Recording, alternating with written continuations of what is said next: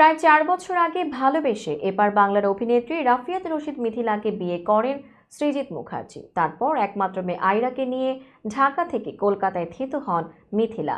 তবে সেসব এখন অতীত। এখন খুব একটা সৃজিতের সঙ্গে দেখা যায় না মিথিলাকে। এখন এক ছাদের নিচে তারা থাকেন কিনা এ নিয়েও নানা চর্চা রয়েছে।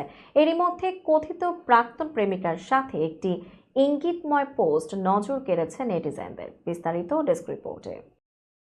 টলিউড অভিনেত্রী রীতা ভরির সঙ্গে একটি ছবি পোস্ট করেছেন সৃজিত। সেখানে ক্যাপশনে লিখেছেন, জমা খরচ হিসেব নিকেশ, কোথায় শুরু কোথায় বা শেষ, কেমন আছো, অনেক বছর পেরিয়ে এলাম, হঠাৎ তোমার দেখা পেলাম, কেমন আছো।